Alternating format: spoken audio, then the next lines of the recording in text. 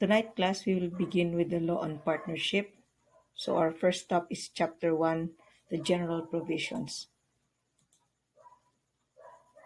So first, we should discuss the definition of a partnership. So a partnership is defined under Article 1767 as a contract whereby two or more persons bind themselves to contribute money, property, or industry to a common fund with the intention of dividing the profits among themselves or in order to exercise a profession. So remember, in a partnership at the onset, what you have to remember is that there must be two or more persons. Hindi pwedeng magkaroon ng partnership na nag-iisa ka lang. Mahirap makipag-partner sa sarili. What else? That is especially if you do not trust yourself. So what else? Remember also, the partners will bind themselves to contribute money, property, or industry to a common fund. So ipupul nila yung kanilang resources into a common fund, and there is an intention to divide the profits among themselves. Also remember, a partnership may be entered into for the joint exercise of a profession, in which case it is called a general professional partnership. So yun ang kailangan yung tandaan sa definition ng partnership. Anyway, we will discuss more of that when we go to the essential requisites or features of a partnership. So anyway, also, in addition to that, we must learn the elements of a partnership. So remember, P2, C2 bond. So P, preparatory, P, principal, C, consensual, C, commutative, B, bilateral, O, onerous, and N, nominate. So let's begin first with yung consensual element or characteristic. So I'm just following the list I'm not sure if this is the list in your book, but anyway, this is my list. So consensual, remember, it is perfected by mere consent. So remember, A agrees to form a partnership, B agrees to form a partnership. Kahit wala pang contributions, there is already a perfected contract of partnership. Kasi nga, remember, ang mga consensual contract, they are perfected simply by the giving of consent. Although in some instances, in case of a partnership, yung consent is manifested by adhering to proper formalities, which we will discuss when we go to 1773 and also when we go to limited partnerships. So also remember, number 2, that a contract of partnership is also bilateral or multilateral. So remember, a bilateral contract is entered into between two persons, and in case of multilateral contracts, it is entered into by more than two persons. Kaya bilateral, dalawa lang, and multilateral, more than two persons. So yun ang kailangan yung tandaan. Katulad nga ng sinabi ko, mahirap makipag-partner sa sarili mo, especially if you do not trust yourself. So remember, what else? Nominate. It is designated by a specific name. So remember, the specific name given to this kind of contract is partnership. So yun ang binigay na pangalan. Because remember, in Article 1307, we have yung mga in-nominate contracts. So the in-nominate contracts will cover all agreements which do not have a specific name under the Civil Code. So anyway, remember also that partnership contract is principal, meaning it does not depend for its existence upon the life or validity of another contract. Anong ibig sabihin yan? In case of principal contract, it is valid even if it is a loan contract. So kung siya ay mag-isa lang, valid contract yan. The question now is, bakit meron ba mga contract na kailangan ng ibang contract para maging valid? Yes, yung kanyang kasama is yung accessory contracts. So remember, accessory contracts are dependent upon a principal contract for its validity.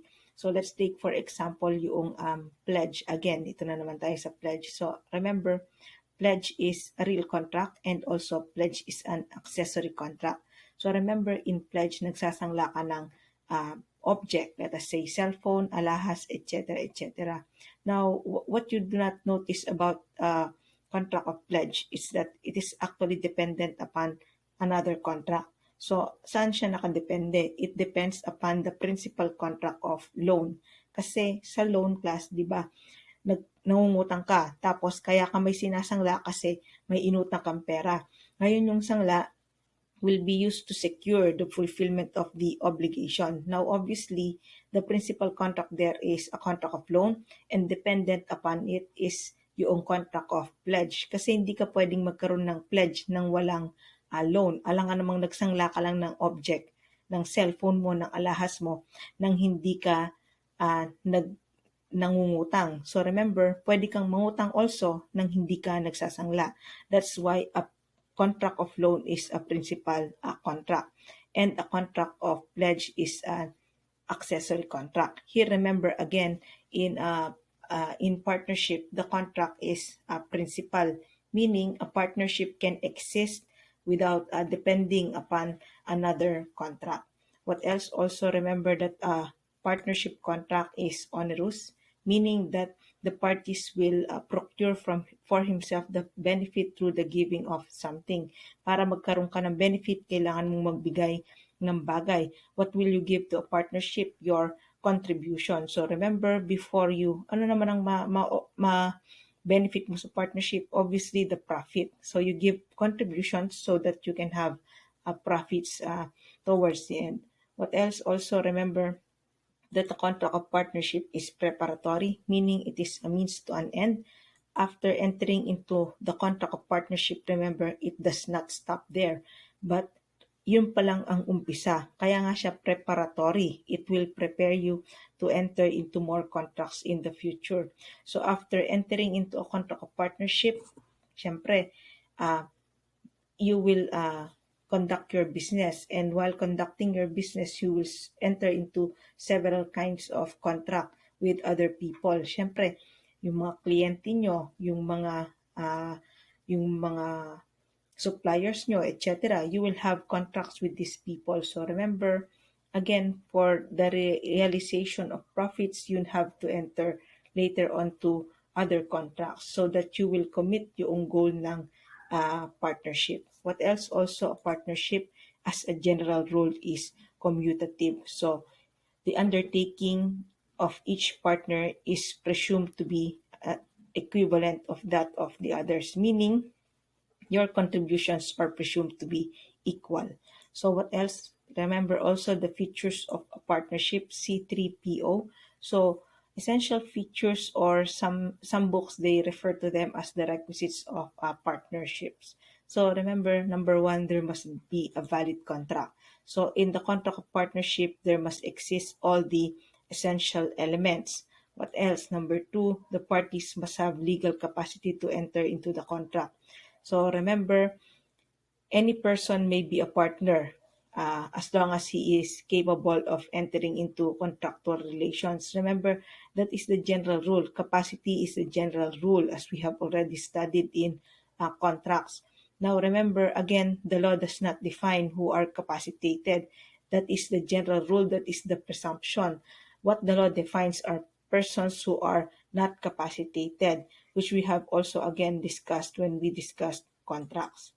What else? Number three, contribution of money, property, or industry to a common fund. So again, para may benefit, there must be contribution.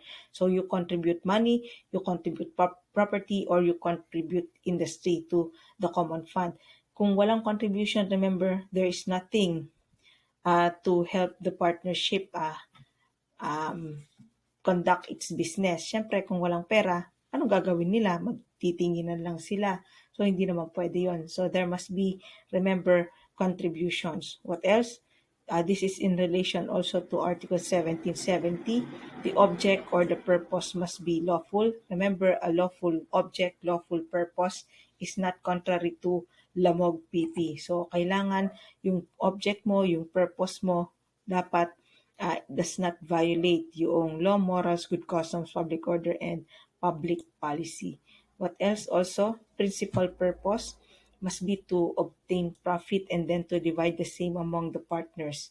So remember, the intention of dividing profits must be the principal or primary purpose. But again, remember also that it does not need to be the only purpose. Meron naman pwedeng maging ibang purposes ang isang partnership, as long as the principal purpose is to obtain profit.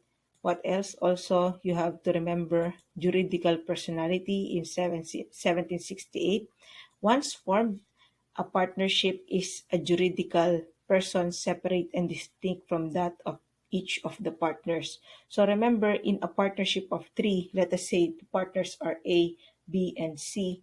Remember, class, na itong tatlong partners na to, sila ay separate entities. Si A, iba, si B, iba, si C, iba. Then when they form a partnership, they give rise to a new juridical personality, which is the partnership of A, B, and C. So remember, A, B, and C, magkakaibang tao, and also the partnership of A, B, and C. So in a partnership of three, remember there are four people, one juridical person and three natural persons. What else? Rules to determine whether or not a partnership exists under 1769. So the first rule, very simple. Persons who are not partners as to each other are not partners as to third persons. Remember, class partnership is a matter of intention. If two people, they do not consider one another as partners, syempre, when it comes to third persons, this third person cannot consider yung dalawang yun as partners. Kung sila nga sa kanila, para sa kanila, they do not consider themselves as partners. Paano pa kaya itong third person na to? Obviously, the third person has no right to assume that they are also partners. However, the case is different when there is, remember, misrepresentation, which we will discuss later on in 1825. The second way to determine whether or not there is a partnership is number two, co-ownership or co-possession does not of itself establish a partnership, whether the co-owners do or do not share any profits made by the use of the property. In number two, the point here is that the profit must be derived from the operation of the business. So in case of number one, partnership is a matter of intention. The partners intend to be partners with one another. In number two, there must be an intention by the partners to operate a business. So also, remember the term co-ownership. So co-ownership is defined in your book. Hanapin nyo na lang. But in one property, there are several owners. So yung co-ownership is not indicative of the existence of a partnership. Whether or not doon sa property which is co-owned, the partners obtain profit from it. The parties obtain profit from it. It does not automatically mean that there is a partnership. So take for example, dalawang magkapatid, namatay ang kanilang mga magulang. So, pinamanahan sila ng isang parcel of land. So, remember class that yung magkapatid here will become co-owners of the parcel of land. Later on, they decide to sell yung parcel of land and they obtain profits from the sale of the parcel of land. Now here, there is no co-ownership. Bakit? Because meron ngang profit but they did not obtain it from the operation of a business. So, saan nila na-obtain yan? By the sale of the property which is inherited. But they did not so engage in a business. Yun ang kailangan yung tandaan. What else? What about in case of two friends? They decide to buy a vehicle, nag-share sila dun sa cost noong vehicle, and later on, ginawa nilang Grab or ginawa nilang taxi, let us just say. So anyway, may itong taxi na to na bumabiyahe araw-araw, meron siyang profit, tapos pinaghahatian nila yung profit, pinaghahatian din nila yung expenses for maintenance. So remember here, in this instance, that there is a partnership among doon sa magkaibigan because the profits that they obtain, which they divide among themselves, is from the operation of a business. Not only that, even in the maintenance, etc., nag-share din sila. So this is obviously a partnership. Remember class that the partners here again are co-owners of the vehicle and they obtain profit uh, from the said property. So the third test to determine whether or not there is a partnership is number three. The sharing of gross returns does not of itself establish a partnership. So whether or not the person sharing them have a joint or common right or interest in any property from which the returns are derived. So remember here, hindi porke nakatanggap ka ng gross returns, isa ka ng partner in a partnership. Remember, ano yung nature kung bakit mo natanggap yung returns. Remember, if you are sharing the profits as a co-owner of the business, then you are a partner and obviously there is a partnership. So, kailangan nyo ring tandaan dito paano kang nagre-receive ng partnership profits as a co-owner. When you receive them and you have a voice or equal voice in the management of the partnership. So, if you do not have any voice in the management of the partnership, remember class that you are not receiving yung share mo of gross returns as a partner. Probably there is another reason why you are receiving it, but you are not receiving your own returns as a partner. How about in number four, if you are receiving uh, a share of the profits or a share in the net returns? So remember that is a prima facie evidence that you are a partner in a business. So bakit ka nga naman makakatanggap ng profits and net pa if remember you are not a partner in the business, and obviously if you are a partner in the business there is an existing partnership. However, class, remember also that this prima facie presumption does not apply in some instances, in five instances. So remember, the prima facie presumption does not apply to the following. Number one, when the profits were received in payment of a debt by installments. Please remember DWAG. The debt ay um, interest, W wages, A annuity, and G goodwill.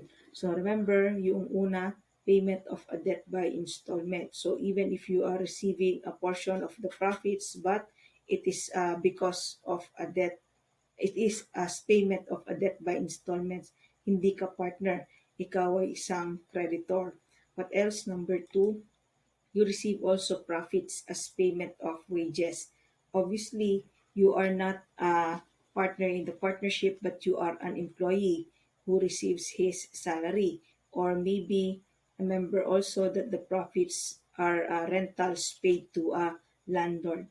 What else? The profits were received as payment of annuity to a widow or representative of a deceased partner. So here you are receiving uh, in representation of a dead partner, and yung tinatanggap mo na annuity does not make you a partner, but only nagsishare ka lang sa profit as a representative of a dead partner. What else? Number four, such profits were received in payment of interest on loan. Again, you are not a partner but merely a creditor. What else? Such profits were received in payment of or as consideration for the sale of goodwill.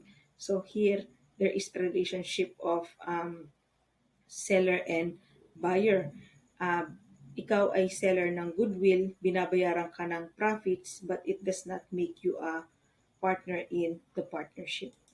So what else? We have to remember the effects of an unlawful partnership. This is in relation to Article 1770 and also in relation to the essential features of a partnership. So yun ang kailangan yung tandaan dito. An unlawful partnership has no legal personality. So walang personality. It's not a juridical person because remember an unlawful partnership, it has an unlawful object or an unlawful purpose. So remember, kung unlawful ang object mo, unlawful ang purpose mo, the contract of partnership is void. So wala siyang legal personality. What else? Number two, in case of profits, it shall be confiscated in favor of the government. So yun ang kailangang tandaan sa number uh, two. If there are profits obtained by the partnership, the government will confiscate yung profits. What else? Instruments or tools and proceeds of the crime shall also be confiscated in favor of the government. So kung ano yung mga ginamit ninyo at saka yung proceeds of the crime. So whatever the result of the crime is, and also the instruments and tools that you use to commit the illegal act will be confiscated in favor of the government. So obviously the instrument or tools, ito yung ginamit nyo sa partnership business. So all confiscated in favor of the government. Also, remember the rules for contributions. As a general rule, they are not confiscated. However, if they fall under the instruments or tools and proceeds of the crimes, the government may also forfeit yung mga contributions of the partners. But as a general rule, ibabalik ang mga contributions when the partnership is declared unlawful. What else? Forms of partnership. So remember the general rule in 1771, being a consensual contract, a partnership, there is no form required. So for validity as well as for enforceability, walang form ang kailangan regardless of the value of the contribution. Also remember, a partnership is not one of those contracts covered by the statute of frauds and perjuries. So hindi kailangan ng writing as a general rule. So, what else? Merong exception dahil general rule nga. The exception is found under 1773. So, in 1773, remember, if real rights or real properties are contributed to the partnership, the contract of partnership or yung tinatawag natin na articles of partnership must be in writing and also in a public instrument. So obviously, a public instrument, kailangan in writing yan. Kasi paano mo manonotaryohan yung instrument kung hindi siya in writing. So pagka sinabi kong in a public instrument, obviously, kailangan mong isulat yan. So the contract of partnership or otherwise known as your articles of partnership must be in a public instrument. And number two, there must be an inventory of the immovables that will be contributed to the partnership. So, pagka merong contribution na real properties or real rights in real properties, hindi na pwedeng yung walang kasulatan. There must be a written instrument. Now, yung written instrument, dalawa yan. Yung articles or contract of partnership and public instrument pa, panotaryo nyo kay attorney. And number two, there must be an inventory of the immovables. Now, what else? Nagtataka naman kayo, registration. So, kailangan bang i-register ang partnership? So, in 1772, sabi ng law, ang registration lang is merely a condition for the issuance of licenses to engage in business or trades para nga naman makitang tax liabilities ng mga partnerships and also yung membership at saka yung capital para makita ng mga magdi-deal sa partnership yung mga tatlong bagay na yan. And also, class, remember that if your partnership is not registered, you cannot enter into contracts with the government. That's why it's better to register your partnership. Now, remember there are requisites to registration, which you will find in your book in Article 1772. Now, if you do not comply with registration, remember, class, that your partnership is nonetheless valid. Valid pa rin yan, even if you do not comply with registration. And remember also na hindi naman lahat ng partnerships kailangang i-register. Later on, you will know that if the capital of the partnership is less than 3,000 pesos, it does not have to be registered. Now, the question is, ma'am/sir, pagka 3,000 and above, kailangang i-register. Kailangang i-register. Pero, kung hindi nyo na-register, the partnership is valid nonetheless. So, yun ang confusion na kinokos ng 1772. Siguro mas maganda na lang na ang atake mo dyan is to be able to register a partnership, the capital must be 3,000 and above. And failure to so register such kind of partnership, still meron pa rin juridical personality.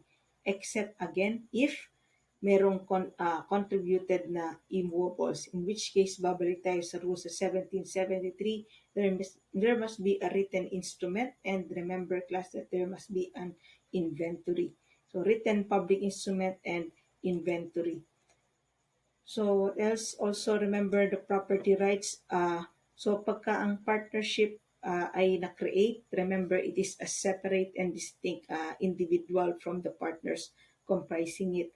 Also remember class that dahil meron siyang juridical personality separate and distinct from the partners, syempre pagka nagkaroon ng property ang partnership, if it acquires property, it will acquire it in the partnership name. Siyempre, kung nasa pangalan ng partnership name, after acquisition, remember, it can also be conveyed or disposed of only in the partnership name. So, pagka bumili ng lupa, kanino ipapangalan? Sa partnership, if partnership funds ang ginamit. Now, if ibebenta yan, remember also that it should be the partnership who sells the property, not the individual partners. Kasi pag-aari nga yan ng partnership. So remember, acquisition or conveyance of property by the partnership should be in the name of the partnership. Also, secret partnerships, remember, they have no juridical personalities. So remember here, in case of secret partnerships, they keep yung kanilang articles or agreements as secret among the members. And here, any one of the members may contract in his own name and they do not represent the associations. Dahil sabi ng law, hindi raw partnerships itong mga to because their articles, they lack publicity. So, yun ang kailangan yung tandaan sa 1775. These are not considered as partnerships. So, what else do you have to remember? Take note of the kinds of partnerships. So there are several kinds of partnerships which you will find in your book. Also, please take note of the several kinds of partners which you will also find in your book.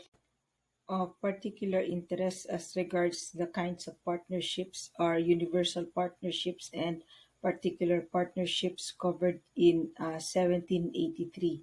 So remember, the law does not specifically define what a universal partnership is, but it does give yung two kinds of universal partnerships. So the two kinds are, number one, yung universal partnership of all present property covered by Articles 1777 to 1779, and yung universal partnership of all profits, which is covered by Article 1780. So anyway, let's begin with a universal partnership of all present property. So in all present property, what the partners contribute are the properties which belong to them at the present or at the time of the constitution of the partnership. Ito yung kinocontribute nila sa common fund, and later on they have an intention of dividing yung properties na to among themselves, and if yung properties na to they obtain profit, they will also divide amongst themselves yung profits noong partners noong properties which they have contributed. So remember, in a universal partnership of all present property, ang kinocontribute nila is what they own now, and the partners contributed to a common fund. And later on, kung may profit yan, paghahatian. And at the time of dissolution of the partnership, all assets na included doon sa partnership, paghahatian din, including the contributed properties at the onset. What else also? How about, if you may ask, if you will ask, how about other properties from other sources? So remember class, pwede namang stipulate the properties from other sources will belong to the partnership. Ito yung mga properties from other sources are the ones acquired in the future. Kaya hindi siya nasama sa partnership nung una pa lang. Because remember, in a universal partnership of all present property, ang kinocontribute dyan are yung properties at the time of constitution. Now, if you will get a property in the future, by law, this is not included. However, stipulation can be made to include these properties and also the fruits of these properties. Pwede mong isama by stipulation. What else? However, also there is an exception to this rule even if there is a stipulation. Ito ay hindi pwede talaga. They are out of the coverage of a universal partnership. Hindi pwedeng isama even if there is an express stipulation. Properties subsequently acquired by inheritance, legacy, or donation. So this has to do with last will and testament, and it has to do with mana or inheritance. So anything that you will get by inheritance, either by donation in a last will or testament or by intestate succession, cannot be included in the stipulation. However, kung itong mga properties na to from inheritance, legacy, or donation, magkakaroon sila ng fruits, pwedeng isama ito doon sa partnership by stipulation. So, that is what you have to remember about a universal partnership of all present property. So in case of a universal partnership of all profits covered by 1780, in some books they call it simply as universal partnership of profits. Remember that this is made up of yung profits which the partners may acquire by their industry or work during the existence of the partnership, and also including usufruct of movable or immovable property which they contributed at the time of the celebration of the contract. So if two persons will enter into a universal partnership of all profits, they will have to contribute yung usufruct ng kanilang mga properties at the time of celebration of the contract. So kung ano yung pag-aari nila at the time the contract of partnership is celebrated, they have to contribute it to the partnership. But remember, what they will contribute only is the usufruct. So the term usufruct is defined in your book. Please take note of the definition. It is in the footnotes of your book. Pakitignan na lang mabuti. Now, in addition to the usufruct of the property, so gagamitin yung movable or immovable properties ng partnership. And sa paggamit ng movable or immovable properties ng partnership na to, the properties will obtain profit. Kanino yon? Syempre sa partnership pa din. What else? In addition to that, the partnership will also get yung mga profits acquired by the partners using their industry or work during the existence of the partnership. The operative word is, remember, acquired by their industry or work. So obviously, profits acquired through chance such as lottery or lucrative title without employment are not included in a universal partnership of all profits. So kung ano yung kinita nila by their industry or work, at saka kung ano yung kinita ng paggamit ng kanilang properties belong to the partnership as a matter of right. So matik ito. Kung meron kang pinagtrabahuhan during the partnership na of all profits, it belongs to the partnership as a matter of right. Also, number 2, in case merong kinita yung yung paggamit ng mga properties na kinontribute nyo, yung usufruct lamang na kinontribute nyo, it will also belong to the partnership as a matter of right. Excluded here are your profits acquired through chance. So obviously, in a universal partnership of all profits, the partners will retain yung ownership ng kanilang present and also future properties. What you have to remember also here is, in case of the subsequently acquired properties, so mayroong fruits ito. because it was not owned at the time of the constitution of the partnership. Obviously, itong mga properties na to, hindi contributed sa partnership yung usufruct nila. And if they will have fruits, it does not belong to the partnership also. However, class, the partners may stipulate that the fruits of subsequently acquired properties will belong to the partnership. What else? Also,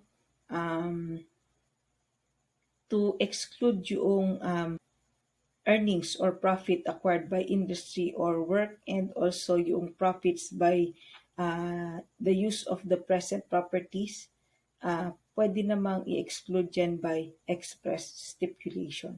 Also, remember the presumption in 1780, if a partnership is simply indicated as universal partnership, hindi sinabi kung anong klase siya, it is, remember, universal partnership of profits, because there is, remember, again, lesser transmission of rights pagdating sa universal partnership of profits.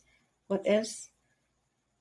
Persons who cannot form a universal partnership, obviously, husband and wife, because they cannot donate to one another.